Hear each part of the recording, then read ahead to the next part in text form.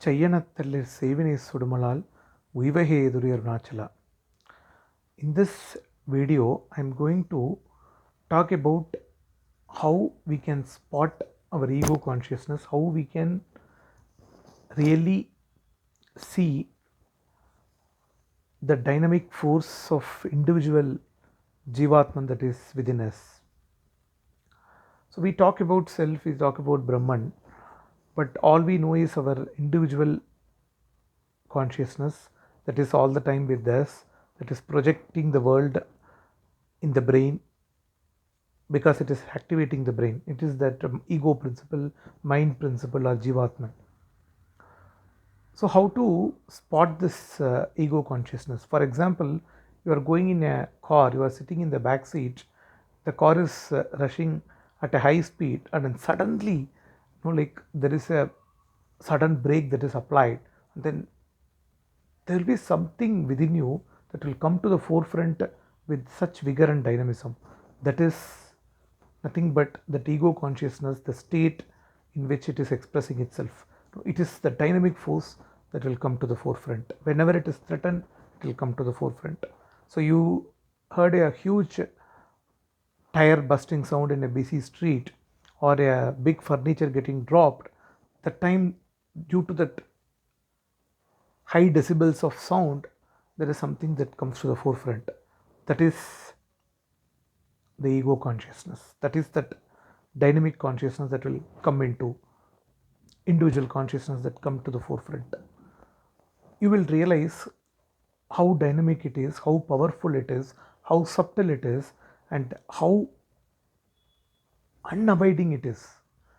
We hear lot of chantings, we hear lot about surrender, we daily practice it, we practice self-inquiry. Even then, a sudden break or a huge explosion of a tire bursting or any other sound makes that ego consciousness vulnerable, and it feels itself unsecure, and it comes to the forefront.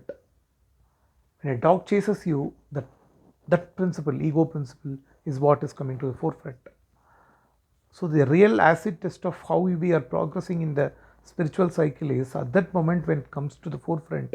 If you are aware of yourself, then there is some progress. So the surrender means after the absolute surrender, we won't feel that dynamic, throbbing and rushing forth of that principle. So that will not happen after, when somebody has fully realized the self. So for them, everything is same, right? So they don't feel threatened, but we all the time feel threatened. Simple. A dog chases you in a street. That principle will, all the time we are running, that principle would have come to the forefront. You can realize it that way. It will come in the anger as well. It will come at the lustful times as well, but not as intense as when it has that fear intensity. When it is fearful, when it feels threatened, it comes more vigorously than any other time. So catch it when that comes. I'm not saying you should not run, or I'm not saying when there is a sound you should be, that is not the point. The point is whatever comes next time, when that principle comes, observe it. So at these moments this principle is coming. What happens at the time of death? That same principle will come to the forefront with that much vigor. Our body may be conscious, our brain may be or may not be conscious, but the principle will be aware of itself, independent of the body. It will come to the forefront. That is that ego consciousness or Jivatma, which state we are in.